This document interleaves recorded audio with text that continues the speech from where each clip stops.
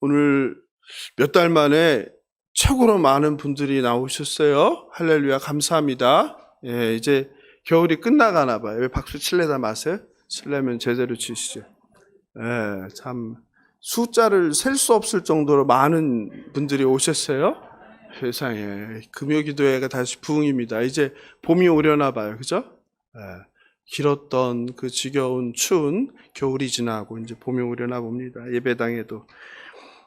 특별히 여러분, 우리 시간이 참 빨리 흘러요. 벌써 2월 달이죠. 2월은 짧으니까 더 빨리 갈 텐데, 세월이 지나가는 게 참 겁나는 것 같아요. 오늘 새벽에도 우리 어르신이신 우리 장춘희 권사님이랑 그런 얘기를 했어요. 참 시간이 어째 이렇게 빨리 지나가는지 모르겠다고. 우리 권사님 옛날 언제부터 시간이 빨리 지나갔냐고 여쭤보니까 그 말씀 하시더라고요. 옛날에 길바닥에서 살 때는 그렇게 시간이 안 갔대. 골목마다 길마다 눈물을 흘리지 않고 지나간 곳이 없대. 그때는 그렇게 시간이 안 가, 더디 가더래. 그런데 이제 예수님 믿고 나선 시간이 빨리 가더래. 맞죠? 오늘 또 우리 윤미자매도 여러분 우리 하나님 치유하심의 현장 아니에요? 여러분 정말 윤미자매 작년 송년회 때 그렇게 기도 제목 말하고 바로 하나님 응답하셔서 지금 직장 생활했는데요. 다음 주에 이제 월급 탄다고 저한테 와서 자랑하더라고요. 제가 회사 앞에서 기다리려고. 안 그러면은 또 수원역 AK 가서 다 써버릴 테니까. 직장 끝나자마자 바로 집에 안 가고 피곤할 텐데 교회 온 거예요. 완전히 변화된 산증인 아니에요? 그죠? 우리 윤미자매에게도 박수 한번 부탁드립니다. 참 기적이에요, 기적. 기적. 근데 그 어미와 딸은 왜 이렇게 남북이 대립하듯이 멀리 떨어져 앉았는지 모르겠어요. 참 감사합니다, 감사해요. 올 한 해도 이런 많은 치유와 그 변화됨의 역사가 예수사랑교회에 일어나서 많은 병든 자들과 아픈 자들과 그리고 고난에 있는 분들이 소망을 갖길 바랍니다. 오늘 주실 말씀은 야고보서 5장 13절 18절입니다. 하나님의 말씀을 경외하는 마음으로 받겠습니다. 한 절씩 교도하겠습니다. 너희 중에 고난당하는 자가 있느냐 그는 기도할 것이요 즐거워하는 자가 있느냐 그는 찬송할지니라. 너희 중에 병든 자가 있느냐 그는 교회의 장로들을 청할 것이요 그들은 주의 이름으로 기름을 바르며 그를 위하여 기도할지니라. 믿음의 기도는 병든 자를 구원하리니 주께서 그를 일으키시리라. 혹시 죄를 범하였을지라도 사하심을 받으리라. 그러므로 너희 죄를 서로 고백하며 병이 낫기를 위하여 서로 기도하라. 의인의 간구는 역사하는 힘이 크미니라. 엘리야는 우리야 성정이 같은 사람이로되 그가 비가 오지 않기를 간절히 기도한즉 3년 6개월 동안 땅에 비가 오지 아니하고, 함께 읽겠습니다.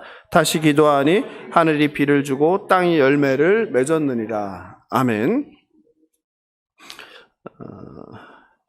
우루과이 베리어 처치에 있다는 기도문을 제가 읽어드리겠습니다. 한 번쯤은 보셨을 텐데 한번 잘 들어보십시오. 하늘에 계신 이라 말하지 마라. 세상 일에만 빠져 있으면서 우리라고 하지 마라. 너 혼자만 생각하며 살아가면서 아버지라고 하지 마라. 아들, 딸로 살지 않으면서 아버지의 이름이 거룩히 빛나시며 라고 말하지 마라. 자기 이름을 빛내기 위해서 안간힘을 쓰면서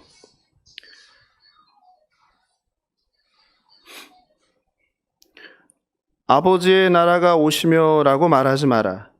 물질 만능의 나라를 원하면서 아버지의 뜻이 이루어지소서라고 말하지 마라. 내 뜻대로 되기를 기도하면서 오늘 저희에게 일용할 양식을 주시고라고 말하지 마라. 죽을 때까지 먹을 양식을 쌓아두려 하면서 저희에게 잘못한 일을 저희가 용서하오니 저희 죄를 용서하시고라고 말하지 마라. 누구에겐가 아직도 앙심을 품고 있으면서 저희를 유혹에 빠지지 않게 하시고라고 말하지 마라. 죄 지을 기회를 찾아다니면서 악에서 구하소서라고 말하지 마라. 악을 보고도 아무런 양심의 소리를 듣지 않으면서 아멘이라고 하지 마라. 주님의 기도를 진정 나의 기도로 바치지 않으면서. 어떠십니까? 주님의 기도를 바꾼 이 기도문은 참된 믿음과 삶의 행함이 없이 습관적으로 주문해오듯 하는 기독교인들의 외식을 뼈아프게 지적합니다. 우리는 예배 때마다 또 기도회 때마다 주기도문을 고백합니다. 문제는 많은 경우 영혼 없이 습관적으로 반복한다는 것입니다. 특별히 공동체 365일 성경 읽기를 하면서 매일 시편 기도를 합니다. 여러분 벌써 2달이 지나면서요, 창세기가 끝나고 출애굽기가 끝났어요. 그러니까 더 늦으면 이제 못 따라옵니다. 1년 동안 새벽 기도의 그 귀중한 시간을 제 설교 안 하고 공동체 성경 읽기로 해서 예수사랑교회 모든 구성원들이 올해는 성경을 일독하겠다 이런 생각으로 하고 있는데요. 더 늦기 전에 따라잡으시기 바랍니다. 특별히 오늘 시편 기도문을 오늘 새벽에도 읽었지만 항상 시편 기도로 이제 기도를 하게 되니까 1년에 이제 150편이니까 365일이니까 1년에 시편 기도는 3번을 하게 돼요. 여러분이 지금까지는 그 자신의 기도를 했다면 지금 공동체 성경 읽기를 하면서 시편 기도를 하잖아요. 한번 시편 기도를 해보십시오. 여러분의 기도의 차원이 굉장히 달라질 겁니다. 얼마나 그 아름다운 기도입니까? 진솔한 기도입니까? 시편 기도를 하다 보면요, 야, 내가 기도하는 것은 도대체 무엇이었던가 라는 생각을 하게 돼요. 어떠십니까, 여러분은? 그런 생각이 안 드시나요? 사랑하는 성도 여러분, 여러분의 기도는 어떻습니까? 여러분의 기도 생활은 어떠신지요? 기도의 사람으로 유명한 야고보답게 본문에서 7번이나 기도를 언급합니다. 역사가인 유세비우스가 쓴 교회사에 이렇게 나옵니다. 그는 한때 훌륭한 애국자였다. 그러나 후일에는 매우 훌륭한 그리스도인이 되었다. 그는 금욕적인 자기 수양에 누구보다도 힘썼던 제자였다. 12제자 중에 가장 많이 기도한 제자였다. 누구를 이야기합니까? 사도 야고보, 초대교회의 지도자 야고보 총회장을 이야기하는 거죠. 유세비우스는 이 사람에게 이런 별명을 붙여주었습니다. 야고보의 별명이 무엇이죠? 예, 그는 약대의 무릎을 가지고 있었던 사람이다. 약대가 낙타죠. 왜냐하면 그는 늘 기도하기 위해서 무릎을 꿇고 있었기 때문이다. 야고보는 오늘 본문에서 기도와 고난, 기도와 질병, 기도와 죄, 그리고 의인의 간구에 대해서 언급합니다. 오늘 여러분과 함께 의인의 기도, 믿음의 기도라는 제목으로 하나님 주신 말씀의 은혜를 나누길 원합니다. 먼저 13절입니다. 너희 중에 고난당하는 자가 있느냐? 그는 기도할 것이요 라고 합니다. 그죠? 야고보는 고난당한 자는 기도하라고 명령하고 있어요. 야고보 사도의 말씀처럼 성도들은 고난을 만나면 자연스럽게 어디에 나옵니까? 기도의 자리, 예배 자리에 나옵니다. 그래서 고난을 변장된 축복이라고 하는 거죠. 예배를 멀리하고 기도를 멀리하던 사람도 성도는 고난을 만나게 되면 일단 기도로 자리를 찾게 돼요. 특별히 정말 힘들다는, 그죠?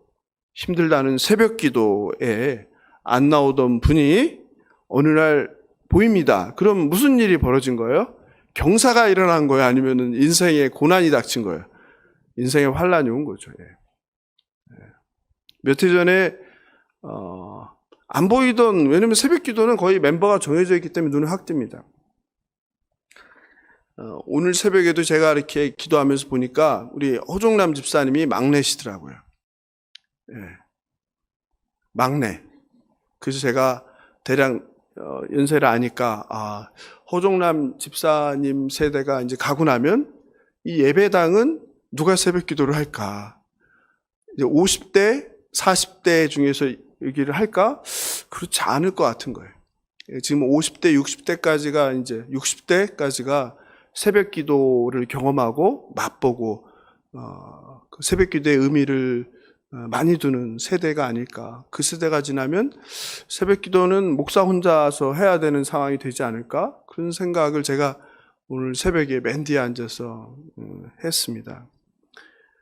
몇 해 전에도 새벽 기도에 한 부부가 나온 거예요. 그래서 궁금하죠. 누구실까? 그리고 무슨 일이 생겼을까라는 생각하는데, 안 그래도 새벽 기도회가 끝나자마자 저를 찾아오셨어요. 그래서 방에 가서 함께 이제 이야기를 나눴어요. 그리고 이제 기도를 받고 싶다고 이렇게 말씀하셨어요. 내용인즉슨 사랑하는 아들이 갑상선 암에 걸려서 수술 날짜를 잡았는데 이게 악성이 아니길 기도해 달라는 거였어요.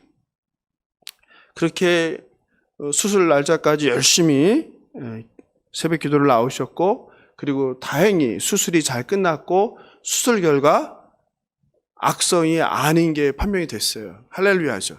그럼 이제 어떻게 해야 돼요? 정말 하나님께 감사한 마음으로 계속해서 어떻게 해야 돼요? 새벽 기도를 나와야 돼요? 이제 중단해야 돼요? 나와야 되는데 사람은 어떻습니까? 그게 안 되죠. 그게 안 돼. 그래서 제가 윤미 자매에게도 하나님이 이렇게 큰 복을 주시고 이렇게 바로 응답하시는 경우가 드문데 더 열심히 기도의 자리에 나와야 한다고 제가 그랬죠. 감사함으로. 그죠? 네. 그 부부도 역시 수술이 끝나고 새벽 기도에 이제 안 보이기 시작했습니다. 목사로서 그럴 때마다 그런 생각이 들어요. 감사와 아쉬움이 이제 교차하는 거죠. 감사함은 생전 새벽 기도에 안 보이시던 분들이 그래도 고난 앞에서 하나님을 먼저 찾고 부르는 그것이 감사한 것이고, 아쉬움은 이제 고난이라는 것을 준 이유는 이제 하나님을 찾고 부르라고 한 거니까 이것이 어떻게 보면은 신앙생활의 계기거든요. 새벽 기도를 안 하시던 분들이, 기도를 안 하시던 분들이 다시 하나님을 찾고 부르면서 하나님 의존적 삶으로 나아갈 수 있는 기회인데, 그 기회를 살리지 못하고 결국 다시 원래의 일상으로 돌아버리는 것이 못내 이제 많이 아쉬웠습니다. 저 또한 인생에 감당할 수 없는 고난 앞에 하나님께 무릎 꿇었습니다. 제가 할 수 있는 것이 아무것도 없을 때가 되어서야 두려움과 걱정에 사로잡혀 하나님을 찾고 부르며 살려달라고 외쳤습니다. 우리 권사님의 고백처럼 저도 얼마나 눈물 마를 날 없이 세월을 보냈는지 모릅니다.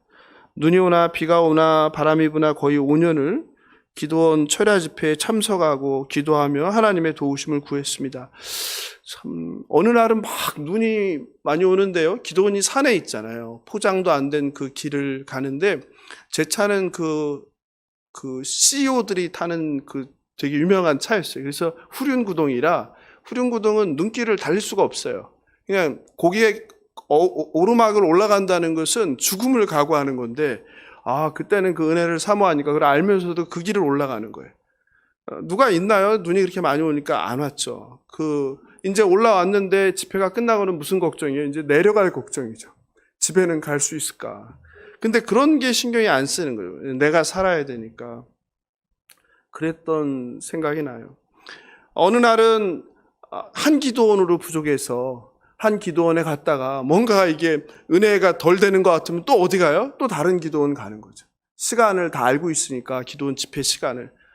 천보산에 갔다가 갈멜산을 가고, 천보산에 갔다가 한월산을 가고, 천보산을 갔다가 강남 금식을 가고, 이렇게 살기 위해서 이렇게 기도원을 다니고 밤새 하나님을 찾고 부르던 때가 있었습니다.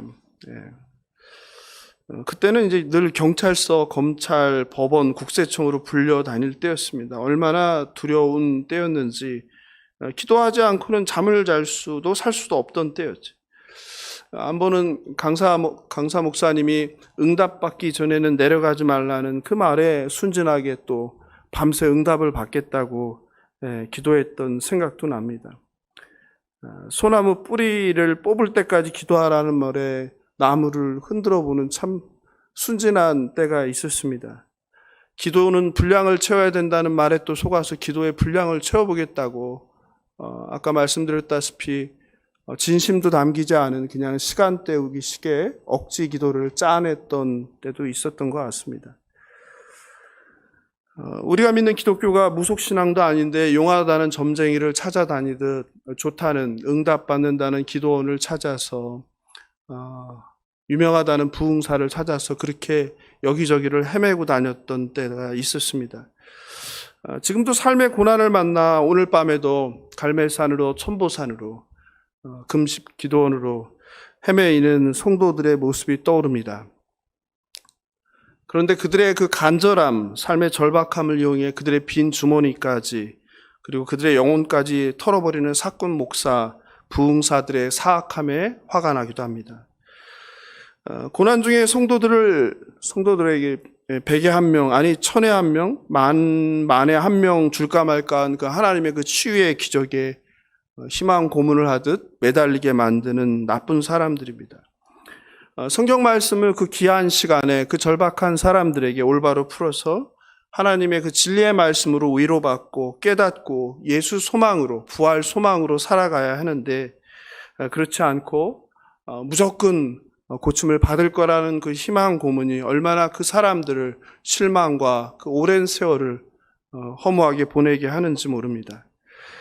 기도에서 병 고침의 기적을 받거나 그렇지 않거나 상관없이 저와 여러분 우리 피조물은 이 땅에서 언젠가 죽을 수밖에 없는 존재입니다. 하나님께서 자비를 베풀어 주셔서 고침을 받는다 할지라도 결국 죽을 수밖에 없는 게 저와 여러분 인간입니다.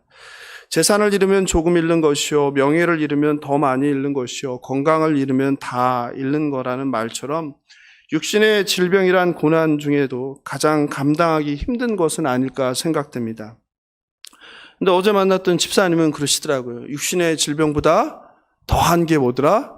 정신의 질병이라고 그 말씀하시더라고요. 육신의 질병은 보이기라도 하는데 정신의 질병은 보이지도 않기 때문에 그 고통은 겪는 사람 말고는 아무도 모른다, 이런 말씀을 하시더라고요. 이처럼 세상에는 우리가 알지 못하는 많은 일들이 우리들의 삶 가운데 일어나는 것은 아닐까라는 생각이 듭니다. 질병의 효자 없고 질병의 배우자가 없다고 합니다. 그러니까 질병이라는 것은 혈연 관계도 끊어버리고 그리고 부부의 깊은 사랑의 관계도 끊어버릴 정도로 아주 악독한 것입니다. 게다가 아무리 고통스러워도 치료만 할 수 있다면 견딜 수 있을 것입니다. 그러나 어떤 질병은 치료제도 없고 수술 방법도 없고 그저 이 땅에서 죽을 날을 기다리면서 고통 가운데 살아가야 하는 질병도 있습니다. 다가오는 죽음의 그림자를 알면서도 아무것도 할 수 없이 그저 시간만 보내며 기다려야 하는 그 고통을 어떻게 겪지 않는 사람 외에 누가 위로할 수 있고 이해할 수 있겠습니까? 14절에서 너희 중에 병든 자가 있느냐? 그는 교회의 장로들을 청할 것이요 그들은 주의 이름으로 기름을 바르며 그를 위하여 기도할지니라. 믿음의 기도는 병든 자를 구원하리니 주께서 그를 일으키시리라. 혹시 죄를 범하였을지라도 사하심을 받으리라. 병든 자는 기도를 받으라고 합니다. 그리고 믿음의 기도는 병든 자를 구하고 주께서 그를 일으키신다고 합니다. 그리고 죄 사함을 받는다고 합니다. 중요한 것은 그냥 기도가 아니라 믿음의 기도라고 야고보 사도는 이야기합니다. 예수님께서 마가복음 11장 24절에서 말씀하셨습니다. 무엇이든지 기도하고 구하는 것은 받은 줄로 믿으라. 그리하면 너에게 그대로 되리라. 하나님께서 말씀하셨습니다. 내 귀에 너희 말이 들린 대로 내가 행하리라. 하나님 아버지는 우리의 기도를 들으시는 분이십니다. 14절과 관련해서 참 안타까운 것은 병에 걸렸는데 청하여 기도를 받지 않는 거예요. 또 합심 기도를 요청하지 않는 거예요. 병을 숨기는 것입니다. 심지어는 아주 친한 사람도 모르는 경우가 많습니다. 심지어는 목사에게도 병에 걸린 것을 말하지 않는 경우가 많습니다. 그냥 혼자서 알고 짊어지고 가는 거예요. 기도 부탁을 하지 않아요. 재작년인가요? 어떤 한 권사님이 제게 전화를 주셨어요. 그것도 임종 전날. 임종이 얼마 남지 않았대요. 근데 그 마지막 시간을 보내면서 찬송가랑 이렇게 보는데 휴대폰에 영상이 뜨는데 어떤 영상이 떴을까요? 제 영상이 뜬 거예요. 어떤 영상이요? 장례식을 잘 준비하는 법. 그 순간 너무 놀랐대요. 마치 하나님께서 이 영상을 보낸 것처럼 그 임종을 앞둔 그 순간에 찬송가 말씀을 이렇게 보다가 제가 찍은 장례식을 잘 준비하는 법이란 영상을 보게 됩니다. 그리고서 이제 그날 제게 전화를 주신 거예요. 그때서야 알게 됐어요. 참 그 병을 숨긴 이유야 뭐 여러 가지가 있을 수 있고 뭐 개인적인 이유 여러 가지 이유가 있겠지만 목회자로서 굉장히 마음이 아팠어요. 분명히 성경은 병을 어떻게 하라고요? 병에 걸리면 장로를 청하여, 여기서 장로는 장로와 목사를 이야기하죠. 청하여 기도를 받고 그리고 서로 병 낫기를 위하여 기도하라고 분명히 성경은 가르치는데 한국 교회 안에서는 병에 걸린 것에 대해서 알리지 않고 혼자서 짊어지고 가는 분들이 있어요. 사람들의 말이 무서운 거죠. 이랬다 저랬다 이상한 말들. 특별히 뭐예요? 하나님께 순종하지 않아서 벌을 받았다. 그래서 병에 걸렸다. 이러한 말들. 또 어떤 말이에요? 기도를 하지 않으면서 그냥 모여서 수근덕 거리는 말들. 이런 말들 때문에 상처를 받은 것이 이런 병에 걸렸거나 어려움이 생긴 것을 함께 나누기보다 숨기고 그냥 혼자 입 다물고 그렇게 혼자 감당하게 만드는 일이죠. 그러나 성경은 분명히 말합니다. 병이 났을 때는 장로를 청하여 기도를 받고 그리고 서로 병이 낫기를 위하여 기도하라고. 바라옵기는 혹시라도 여러분 가운데 또 여러분의 지인 가운데 병이 있다면 숨기지 마십시오. 그리고 기도를 받으십시오. 목사와 장로는 기도하기 위해서 있는 사람입니다. 그리고 성도도 마찬가지입니다. 성경은 분명히 서로 병이 낫기를 위하여 기도하라고 합니다. 우리 예수사랑교회 모든 성도님들은 자기 개인의 어떤 병이든 고난이든 혼자 숨기고 혼자 짊어지고 가지 않고 목사나 장로에게 꼭 이야기하고 성도들에게도 알려서 함께 그 고난에서 감당할 수 있도록 병이 치유받도록 기도하는 성도님들 되시길 주님의 이름으로 축원합니다. 15절을 보니 믿음의 기도는 병든 자를 구원하리니 주께서 그를 일으키시리라 혹시 죄를 범하였을지라도 사하심을 받으리라고 하는데요. 여기서 일부 학자들은 여기에 쓰인 그 병든이란 그 캡논이란 단어인데요. 이 단어를 육체의 질병의 의미가 아니다 이렇게 이야기해요. 그리고 이것은 영적인 것이다 라고 합니다. 왜냐하면 그 뒤에 쓰이는 구원하리라라는 말 때문에 그래요. 그래서 구원하다, 주께서 그를 일으키시라에 쓰인 단어는 소세이라고 하는데 온전하게 하다. 또 보통 이 단어가 신약 성경에서는 구원에 관한 종말론적 의미로 쓰이기 때문에 그렇게 해석을 합니다. 그리고 야고보는 본문의 치유가 육체적인 질병으로부터의 고침이 아니라 이런 구원의 의미라고 이야기한 이유가 다름 아니라 실제로 모든 병이 치유를 받지 못한다는 사실을 강조하기 위한 것이다. 이렇게 이야기하는 학자들도 있습니다.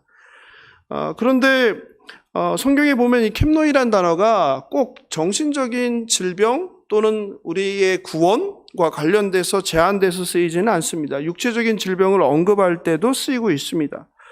어쨌든 간에 우리는 이 본문에서 병든 자라는 개념을 구원과 관련해서 제한돼서 쓰기보다는 육체의 질병, 정신의 질병, 또 우리 영적인 구원과 관련해서 모두 포괄하는 의미로 이해하는 것이 더 바람직하지 않나 생각이 듭니다.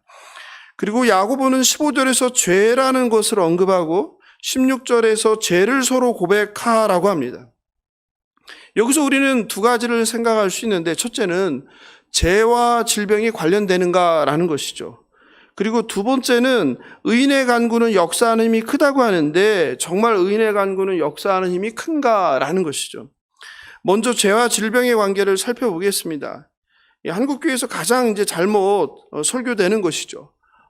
인생에서 어떤 잘못되는 일들, 불행을 겪는 것, 질병이든 실패든 고난이든 이런 것들을 하나님의 불순종의 결과로서 해석하는 것, 그리고 전하는 것, 너무 잘못된 것이죠. 예수님도 죄와 질병의 관련성을 언급했죠. 마가복음 2장 5절입니다. 예수께서 그들의 믿음을 보시고 중풍병자에게 이르시되 작은 자여 네 죄의 사함을 받았느니라. 그러니까 분명히 어떤 말씀을 하는 거예요? 중풍병자의 치유 사건에서 죄사함과 질병 치유가 동시에 일어난다는 것을 이야기하죠. 관련이 있다는 거죠. 요한복음 5장 14절이죠. 38년 된 병자를 만나서 말씀하시죠. 그 후에 예수께서 성전에서 그 사람을 만나 이르시되 보라 내가 나았으니 더 심한 것이 생기지 않게 다시는 죄를 범하지 말라. 그러니까 질병에는 분명히 어떤 질병이 있다는 것이요, 하나님의 불순종한 죄의 결과로 얻는 질병이 있다는 것을 이야기하죠. 그런데 성경에는 죄와 상관없는 반대의 경우도 이야기합니다. 요한복음 9장 2절입니다. 제자들이 예수님께 맹인으로 난 것이 누구의 죄로 인함이니까? 자기니까 그게 그의 부모니까? 그죠? 장애죠. 유전된 것이죠. 그죠? 맹인으로 날 때부터 맹인이라는 거죠. 그럼 날 때부터 맹인이 되었으면 맹인이 된 것이 누구의 죄냐라는 것이죠. 본인의 죄이냐 아니면 부모의 죄이냐. 그죠? 죄의 원인이라고, 맹인이 된 것이 죄의 원인이라고 이미 제자들은 결정하고 묻는 것이죠. 그에 대해서 예수님께서 3절에서 말씀하시죠. 이 사람이나 그 부모의 죄로 인한 것이 아니라 그에게서 하나님이 하시는 일을 나타내고자 하심이라. 그러니까 날 때부터 맹인이 된 것은 그 부모의 죄가 아니라는 거예요. 또 그 날 때부터 맹인된 사람의 죄도 아니라는 거죠. 오히려 어떤 이유 때문에 그렇다는 거예요? 하나님이 하시는 일을 나타내고자 한다는 거예요. 여러분 어떻습니까? 여러분은 어떻게 생각하십니까? 질병이 걸렸다는 거, 장애가 있다는 거, 이런 사람들을 보면서 무의식 중에 하나님의 벌을 받아서, 신의 심판을 받아서 그렇게 됐다는 생각을 갖고 있지는 않으십니까? 그런데 오늘 예수님께서는 날 때부터 맹인된 자에게 분명히 이야기합니다. 부모의 죄도 아니고 본인의 죄도 아니고 오히려 이 일을 통하여서 하나님이 하시는 일을 나타내고자 한다는 거예요.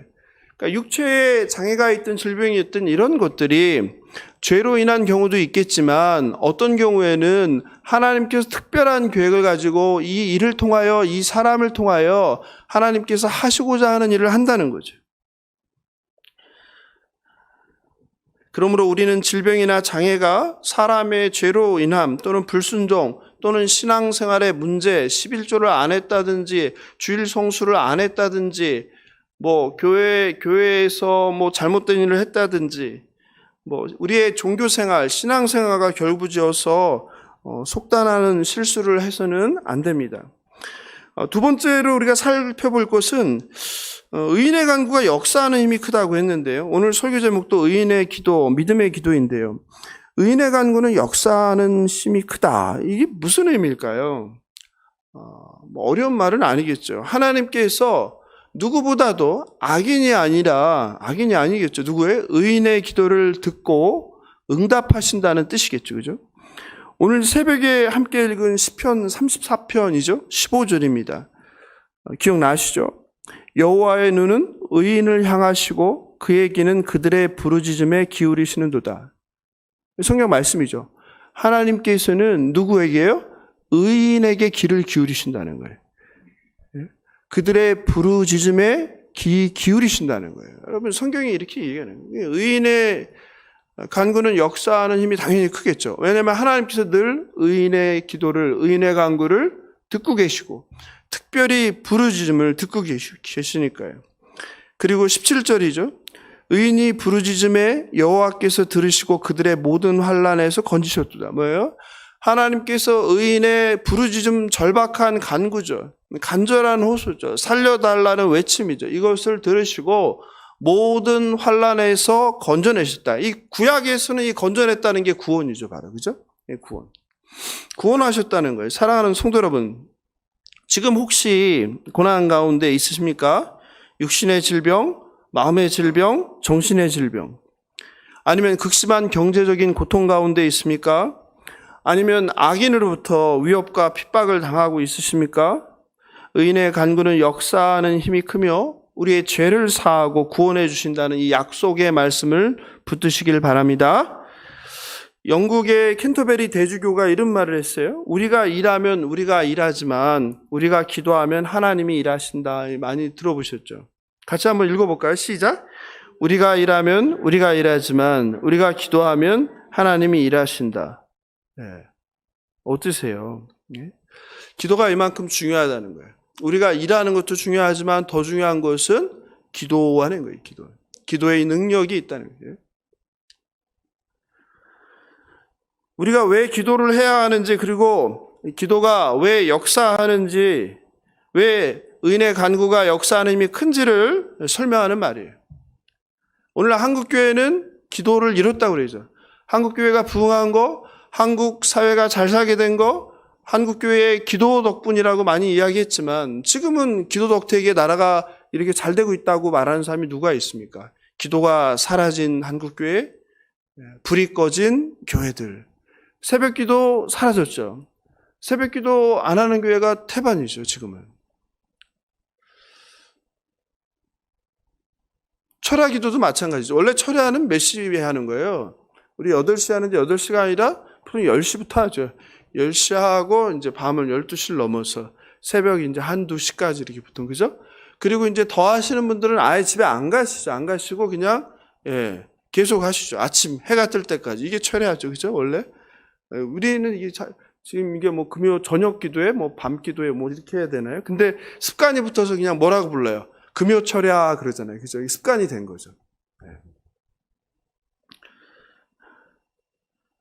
저는 그 세대는 아닌데 우리 어르신 세대 그때는 겨울이고 여름이면은 그 보따리 싸서 그 한월산 올라가고 그러셨다며, 그죠? 제가 한월산 갔을 때 그 얘기 많이 하시더라고요. 뭐 그냥 구름대처럼 저 아래부터 흰 옷 입고 솥단지 입고 올라오는데 아주 장관이었다고, 그죠? 제가 한월산 다닐 때만 해도 사람이 없었어요. 산기도 하는 사람도 거의 없었어요. 지금 산기도가 남아있는데, 뭐 삼각산이 유명한데 지금 산기도 남아있는 데가 청계산 정도 좀 남아있죠. 청계산이 그나마 아직 산기도가 남아있는데, 뭐 산기도. 매물로 나와있는 거, 뭐 교회도 매물로 많이 나와있지만, 뭐 기도는 다 나와있죠, 매물로. 그죠?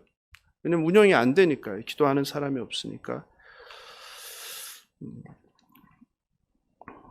세상은 기적과 같은 일도 우연의 일치라고 말해요. 우연이라고 하잖아요. 우연. 그러니까 세상 사람과 우리의 언어가 다른 거죠. 세상 사람은 어떤 이상한 일이 벌어졌을 때 그건 우연이라고 그러죠. 그죠? 근데 저와 여러분, 우리 믿는 사람들은 우연이라고 안 하지. 뭐라고 하는 거예요? 오늘 우리가 부른 찬양처럼 주가 일하셨다. 이제 하나님께서 역사하셨다는 거죠. 얼마나 우리가 지난해에 하나님의 이런 역사를 많이 경험했습니까? 그죠? 사실은 일어나기 힘든 일들이 얼마나 많이 일어났습니까? 근데 그런 일어나기 힘든 일들을 직접 우리가 눈앞에서 보고 경험하면서도 어떠세요? 그때뿐이죠. 그때뿐이에요, 되게. 그래서 그 하나님 만난 경험이 오래 가지 않는 거예요. 그래서 뭐가 중요하다는 거예요? 말씀이 중요하다는 거예요. 내가 정말 죽을 것 같은 상황에서 하나님이 아무리 나를 살려줘도 그게 몇 달 가요? 몇 달도 못 가는 게 우리 인생이에요. 당장 그 고난이 있을 때는 살려달라 울며 불며 매달리는데, 고난에서 건져내주면 그 하나님 은혜를 잊지 않고 감사하면서 계속 그 삶을 살아야 되는데 돌아서는 게 오래 가지 않는다는 거예요. 그래서 그런 어떤 체험보다 더 중요한 게 말씀이라고 하는 거예요. 체험이 오래 가지 않는 거예요. 세월이 가면 희미해지는 거예요. 기억 속에서도 희미해져요. 기억 속에서도. 그래서 여러분들이 어떤 그런 놀라운 하나님을 체험하면 뭐 해야 되는 거예요? 반드시 기록해 놔야 되는 거예요. 그래서 성경이라는 건 사실 뭐예요? 이스라엘 백성들의 기록이잖아요. 그래서 계속 이야기하는 거죠. 기억하라. 기억하라. 성경 말씀이 그거잖아요. 왜? 잊어버리니까. 그리고 기억하고 있는 그 세대가 사라져 버리면 다음 세대는 그거를 알아야 몰라요. 알지도 또 못하잖아요. 그러니까 그걸 남겨놓는 거죠. 그래서 여러분들이 어떤 놀라운 체험이나 이런 걸 하면 저는 그래요. 그런 거 이렇게 얘기 안 하는 분들이 있어요. 자기만의 은밀한 뭐 하나님의 뭐 선물이라고. 그러는 거 아니에요. 은혜는 나누는 거예요. 나누는 거예요. 그래서 고백하는 거예요. 그래서 다른 사람들도 그 경험을 알게 하는 거예요. 그래서 공동체라는 게 뭐예요? 한 사람이 은혜를 받았지만 그 은혜의 나눔으로 은혜가 어떻게 해요? 퍼져가는 거죠. 공동체가 그래서 그런 절망 가운데 있던 사람도 나도 소망을 갖는 거죠. 아, 저분에게 하신 하나님께서 나에게도 하겠구나. 나에게도 언젠가 그런 일이 일어나겠구나. 함께 감사하는 거죠. 그리고 그렇게 나눌 때 기억하게 되는 거죠. 아, 이런 일이 있었구나. 저는 그래서 가능하면은 그 하나님 주신 은혜를 늘 기록해놔요. 어떤 남겨놔요. 다른 사람에게 남기든 제 컴퓨터에 남기든. 왜냐하면 기억은 왜곡되거든요. 한번 몇 년만 지나보세요. 그럼 막 일이 막 뒤바뀌어 버려요. 순서가.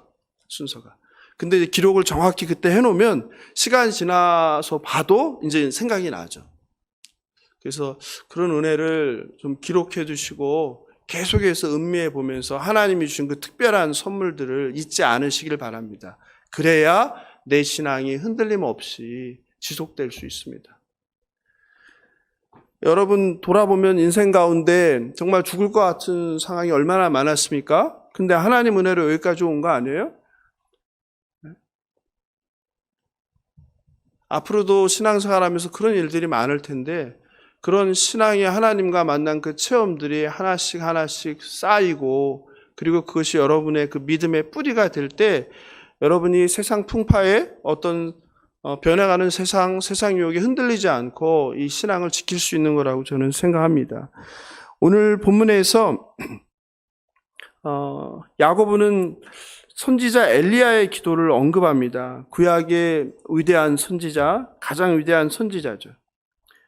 복음서에서 보면은 예수님을 갖고 이야기하잖아요, 그죠? 뭐라고 얘기합니까? 엘리야냐 이런 말을 하잖아요, 그죠? 모세냐 엘리야냐. 그만큼 엘리야가 갖는 위치가 굉장히 큰 거죠. 17절에서 엘리야는 우리와 성정이 같은 사람이로되 라고 하죠. 그가 비가 오지 않기를 간절히 기도한 적 3년 6개월 동안, 그죠? 그러니까 엘리야 같은 이 위대한 하나님의 종도 3년 6개월을 이렇게 기도했다는 거죠. 근데 중요한 것은 그 사람이 어떤 사람이다? 우리와 성정이 같은 사람이다. 무슨 말 하는 것이에요? 하나님께서 너희도 엘리야와 다를 바가 없다 이 말이죠. 기도라는 것이 특별한 사람에게만 주는 선물이 아니라는 거예요. 내가 엘리야와 같은 특별한 종에게만 준 게 아니라 너희와 성정이 같은 사람이다라는 거예요. 너희도 마찬가지라는 것이죠. 즉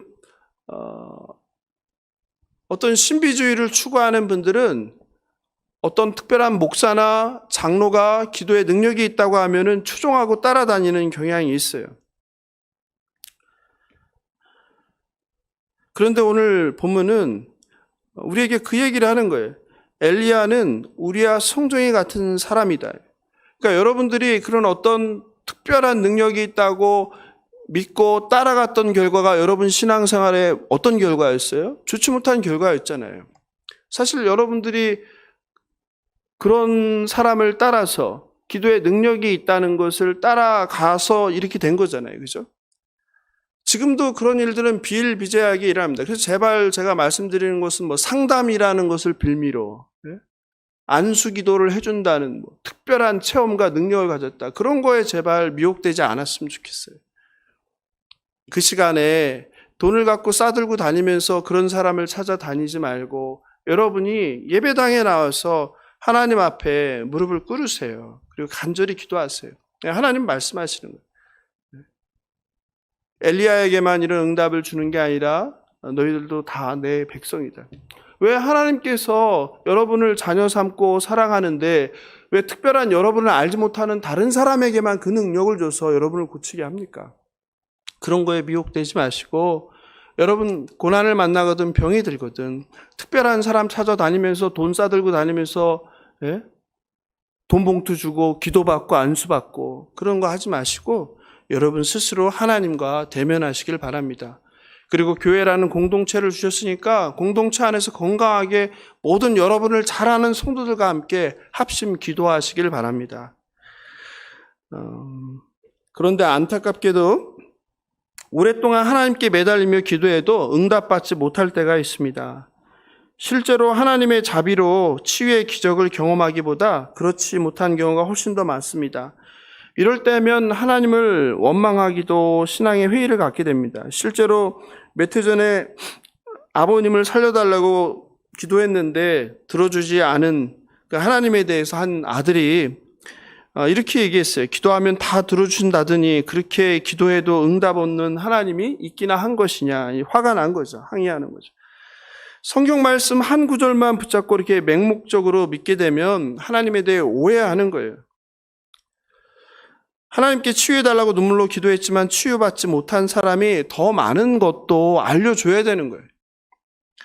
응답받아 기적을 경험하는 경우가 오히려 더 드뭅니다. 하나님의 뜻에 합한 사람 다윗도 아들을 살려달라고 일주일을 금식하며 기도했지만 하나님은 허락하지 않으셨어요. 사도 바울은 3번이나 몸의 가시를 제거해달라고 간구했는데요. 여러분, 그게 3-4번 기도했을까요? 3번이라는 것은 완전수예요. 수도 없이 기도했다는 거예요. 예? 그러나 하나님은 하나님의 종 바울의 기도를 들어주지 않았다는 거예요. 그런데 바울은 놀랍게 그것을 깨닫죠. 어떻게 깨닫습니까? 고린도후서 12장 7절 9절이죠. 여러 계시를 받은 것이 지극히 크므로 너무 자만하지 않게 하시려고 내 육체에 가시 곧 사탄의 사자를 주셨으니. 바울이 너무 잘난 사람이다 보니까 교만하지 않게 하기 위해서 바울에게 몸에 육신에 질병을 줬다는 거예요. 이것이 내게서 떠나가게 하기 위해 내가 3번 주께 간구하였더니 나에게 이르시기를 내 은혜가 내게 족하다. 이는 내 능력이 약한 데에서 온전하여. 그러니까 하나님의 능력은 강하고 완전한 데서 나타나는 게 아니라는 거예요. 약할 때 강함 되시는 것이 하나님의 능력이라는 거예요. 사람이 강하고 대단하면 하나님이 한 게 아니라 그 사람이 한 게 된다는 거예요. 그런데 사람이 능력도 없고 약하고 부족할 때 그 사람이 할 수 없는 일이기 때문에 그 사람 배후에 있는 하나님을 보게 된다는 거죠. 바울의 고백이 그거죠. 그리스도의 능력이 내게 머물게 하기 위한 방편이었다는 거예요. C.S. 루이스는 이렇게 말합니다. 기도의 핵심은 응답할 수도 있고 거절당할 수도 있다는 점에 있다. 결과를 강제할 수 없다는 말이다. 지혜가 무궁무진하신 분께서 어리석게 한량없는 피조물의 요청을 듣는다면 경우에 따라 들어주기도 하시고 거절하기도 하시는 게 당연하지 않겠는가? 언제나 응답을 받아내는 데 성공하는 건 기독교의 교리가 아니다. 오히려 마술이다. 그렇죠. 여러분, 그러니 그런 말에 너무 속지 마십시오. 하나님께서 기도에 응답해서 내 병을 고쳐주시고 내 문제를 해결해 주시면 감사하죠. 감사. 그러나 그리하지 아니하실지라도 다니엘과 세 친구들의 고백처럼 하나님을 경외하는 것, 그게 믿음이라는 것이죠. 하나님께서 우리를 흙으로 지으셨어요. 흙이라는 것은 제가 말씀드리자면 뭔가 연약한 존재라는 거예요. 깨지기 쉽다는 거예요. 우리는 하나님의 뜻을 온전히 알 수 없습니다. 왜 내게 이런 병을, 이런 고난을 허락하는지 알 수 없는 거예요. 그저 성도는 그냥 이것을 받아들이면서 그럼에도 불구하고 하나님을 믿고 신뢰하면서 자녀에게 가장 좋은 것을 준다는 그 하나님, 신실하신 하나님을 신뢰하면서 그 길을 나아가는 거예요. 이게 성도의 길입니다. 하나님께서 사랑하는 자녀에게 가장 좋은 것을 주시고 자녀를 가장 선하신 길로 인도해 주신다는 그 믿음을 가지고 살아가시는 저와 여러분 되길 주님의 이름으로 축원합니다. 말씀을 마무리합니다. 성경에는 650편의 크고 작은 기도가 나옵니다. 우리는 기도할 때 비로소 자신이 얼마나 악한지, 자신이 얼마나 더럽고 이기적인 존재인지 깨닫습니다. 아니, 자기 힘으로 끝까지 버틸 수 있을 때는 기도하지 않습니다. 스스로 아무것도 할 수 없는 벌거벗은 상태, 무력한 상태가 되어서야 하나님 앞에 항복하는 게 저와 여러분입니다. 대개 모든 것이 엉망진창이 되어서야, 꼬인 실타래가 너무 얽혀서 풀 수 없는 상태가 되어서야 하나님을 찾는 것이 저와 여러분입니다. 쉐렌 키르케고르는 이렇게 말합니다. 기도는 하나님을 바꾸지 않는다. 기도하는 사람을 바꿀 뿐이다. 여러분, 기도로 하나님을 바꾼다는 참 그 엄청난 생각을 하지 마십시오. 기도는 하나님의 뜻을 깨달아 알고 나의 뜻, 나의 생각을 교정하는 것입니다. 시몬 베유는 말합니다. 하나님과 씨름을 벌이고도 깨어지지 않는다면 그보다 더 큰 재앙이 있을까? 기도하지 아니하고 하나님의 뜻을 모르고 내 뜻대로 살아가는 거, 여전히 내 자존을 지키고 살아가는 거, 그거보다 더 큰 재앙은 없다는 거예요. 예수님께서도 그토록 무엇을요? 이 잔을 내게서 지나가게 하옵소서. 어떤 잔이에요? 십자가의 잔, 고난의 잔을 할 수만 있다면 지나가게 해달라고 기도했어요. 그러나 나의 원대로 마시옵고 아버지 원대로 하옵소서. 이것이 성경이 가르치는 기도죠. 내 뜻이 아닌 주님의 뜻이 이루어지기를 구하는 것. 야고보 사도는 기도하고 응답받지 못함은 정욕으로 잘못 구하기 때문이라고 했습니다. 기도에 대한 찬양이 많은데 그 중에 기도할 수 있는데 라는 복음성가가 있습니다. 기도할 수 있는데 왜 걱정하십니까? 기도하면서 왜 염려하십니까? 기도할 수 있는데 왜 실망하십니까? 기도하면서 왜 방황하십니까? 사랑하는 성도 여러분, 여러분의 기도는 어떠신지요? 여러분의 기도 생활은 어떠신지요? 혹시 마음에도 없는 기도를 주문 외우듯 습관적으로 하고 있지는 않으십니까? 그냥 오래만 하면 잘하는 기도라고 생각하고 있지는 않으십니까? 영혼이 담기지 않은 기도를 그냥 입에 배인 대로 매일 뱉고 계시지 않으십니까? 한번 시편 기도를 읽어보십시오. 그 솔직한 기도, 진실한 기도, 영혼의 기도, 마음의 기도, 꾸밈 없는 기도. 혹시 여전히 내 욕망을 구하고 있지 않습니까? 여전히 삶의 필요들만 구하고 있지 않습니까? 여전히 세상에서 높아지기를, 여전히 세상에서 더 많은 것을 갖기를, 여전히 세상에서 인정받기만을 하나님의 뜻은 구하지 않고, 여전히 기도는 안 하고 걱정과 염려로 가득한 하루를 보내고 있지는 않으신지요? 기도는 하나님께서 우리에게 주신 특권입니다. 하나님은 기도로 만나기를, 저와 여러분을 만나기를 원하십니다. 신학자 라일은 기도 없는 사람은 하나님 없는 사람입니다. 은혜 없이 사는 사람입니다. 소망 없이 사는 사람입니다. 천국 없이 사는 사람입니다. 지옥으로 난 길로 가는 것입니다. 라고 이야기했습니다. 혹시 여러분이 신학자 라일이 말하는 사람 아니신지요? 하나님 없는 사람, 은혜 없는 사람, 소망 없는 사람, 천국 없는 사람, 지옥으로 난 길을 지옥인지 모르고 걸어가고 있는 사람. 우리가 간절히 기도할 때 하나님은 들으시고 응답하십니다. 염려할 시간, 걱정할 시간, 두려워할 시간, 아무것도 할 것 없어 발만 동동 구르며 애를 태우는 시간, 사도 야고보처럼 낙타 무릎이 되도록 기도의 무릎을 꿇는 저와 여러분 되길 주님의 이름으로 축원합니다.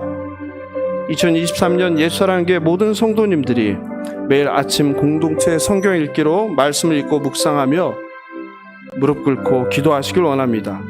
의인의 간구, 믿음의 기도, 역사하는 힘이 크다는 야고보 사도의 말씀을 붙잡고 정욕으로 구하는 기도가 아니라 하나님의 나라가 이 땅에 임하길, 하나님의 뜻과 하나님의 통치가 이 땅에 온전히 이루어지길 간구하는 저와 여러분 되길 주님의 이름으로 축원합니다. 오늘 말씀 생각하면서 함께 기도하면 좋겠습니다. 하나님, 바른 기도하는 우리 되게 하소서. 하나님, 고난을 당하거든 기도하게 하소서. 병이 들거든 기도하게 하소서. 서로 병이 낫기를 기도하는 우리 되게 하소서. 아버지, 내 욕망이 아니라 하나님의 뜻을 구하는 기도하게 하소서. 아버지, 습관에 따라서 주문 외우듯 영혼 없는, 마음 없는, 진실함 없는 기도가 아니라 잠깐을 하더라도 진실한 기도, 정직한 기도, 마음의 기도 드리는 우리 되게 하소서. 이 시간 주님의 이름 한번 부르고 기도하겠습니다. 주님,